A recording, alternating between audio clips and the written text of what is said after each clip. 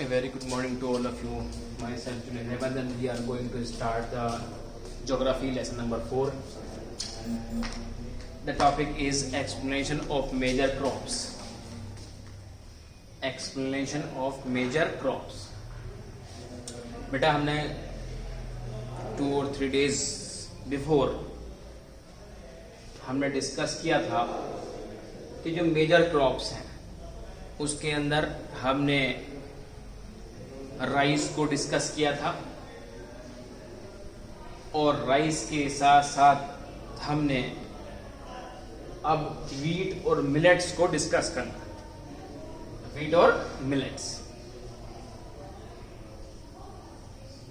Rice और wheat दोनों leguminous crops हैं।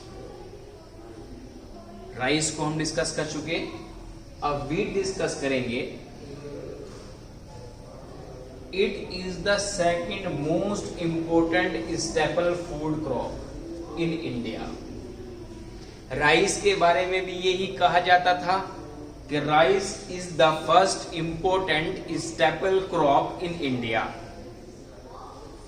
और अब वीट के बारे में ये कहा जाता है कि wheat is the second most important staple crop in India. Rice first important crop थी स्टेपल फूड में, वीट गेहूं जो है वो second most important staple food है। ये वीट जो है उसको प्रोड्यूस करने के लिए, उसकी क्रॉप को रोटेट कराने के लिए क्या है की रिक्वायरमेंट है, किस चीज की? It requires a cool growing season, कि जो सीजन होता है वो कूल होना चाहिए, ठंडा, of rain and bright sunshine at the time of ripening, और मौसम ठंडा लेकिन थोड़ी थोड़ी जो सन रेज हैं वो भी ब्राइटली दिखाई देनी चाहिए उस टाइम जब आप वीट को प्रोड्यूस कराते हैं। उसके साथ साथ जहां तक कूल एनवायरनमेंट की बात है,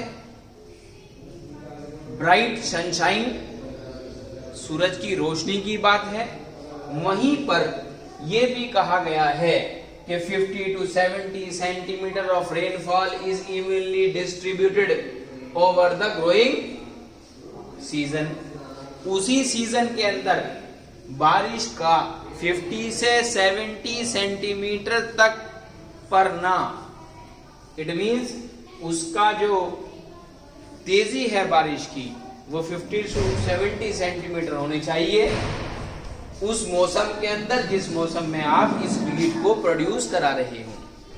आपके सामने 3 चीजें आ गई, कूल ग्रोइंग सीजन होना चाहिए, दूसरा ब्राइट सनशाइनिंग होनी चाहिए, और third one is 50 to 70 centimetre rainfall evenly distributed, और 50 to 70 सेंटीमीटर रेनफॉल होनी चाहिए। और इसके साथ साथ ये भी कहा जाता है, अब हम डिस्कस ये करते हैं कि जैसे राइस के स्टेट्स थे ग्रोइंग कराने के, ऐसे ही वीट के भी कुछ स्टेट्स हैं जिन्हें हम जोन्स कह सकते हैं।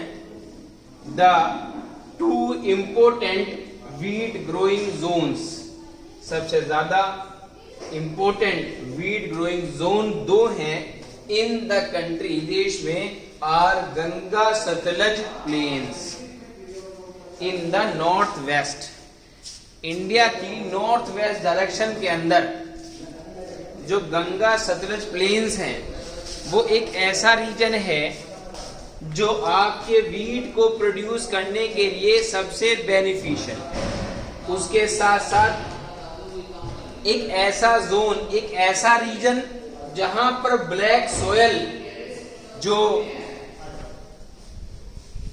वीट को प्रोड्यूस करने के लिए काम आती है।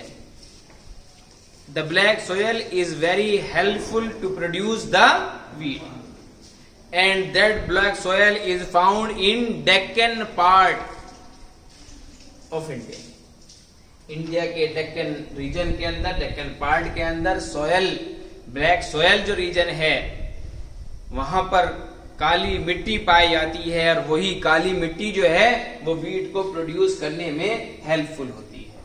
तो पता ये लगा हमें कि कूल ग्रोइंग सीजन की रिक्वायरमेंट है, उसके साथ साथ ब्राइट सनशाइन की रिक्वायरमेंट है, और third one is 50 to 70 centimetre rainfall की रिक्वायरमेंट है अगर आपको वीट प्रोड्यूस करना है।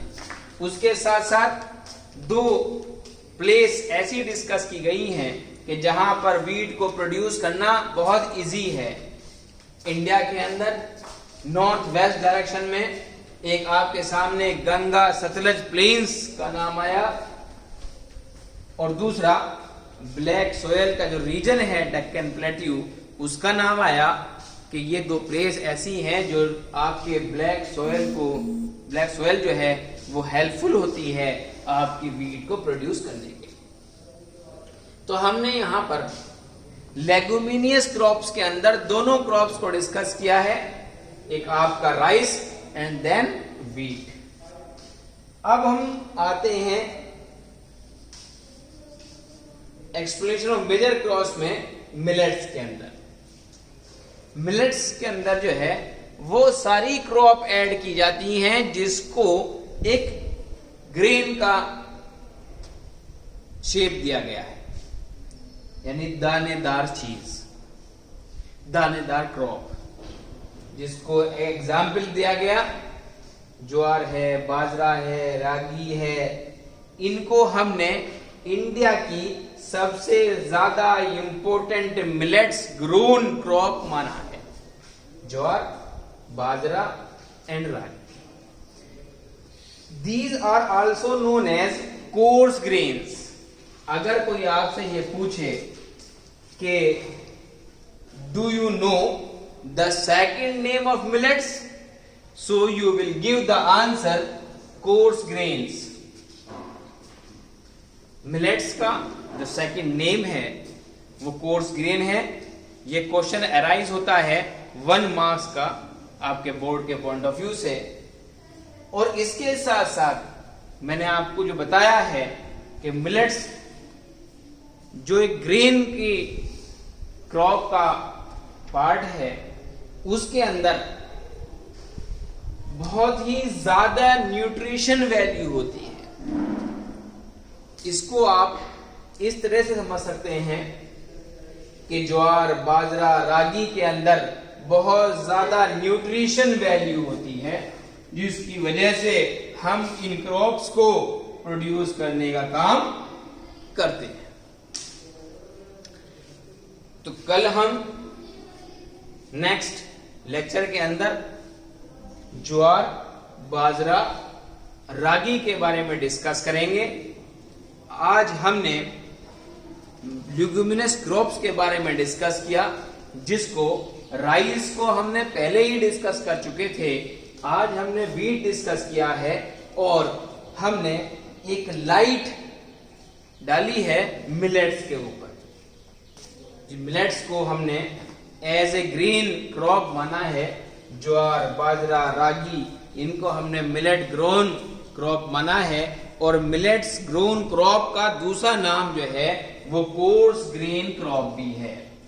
और वो इसलिए है इसका नाम क्योंकि उस हर क्रॉप के अंदर, चाहे वो बाजरा हो, चाहे वो ज्वार हो, चाहे वो रागी हो, इन क्रॉप्स के अंदर सबसे ज्यादा न्यूट्रिशन वैल्यू होती है, इसलिए हमने इसे मिलेट्स का नाम दिया है। और इसके साथ साथ इसके ज्वार, बाजरा और रागी जो है वो एक ग्रेन है, एक दानेदार क्रॉप है, इसलिए हमने उसे मिलेट्स भी माना है। Now on tomorrow's lecture we will discuss it in details regarding jowar, bajra and ragi. Thank you.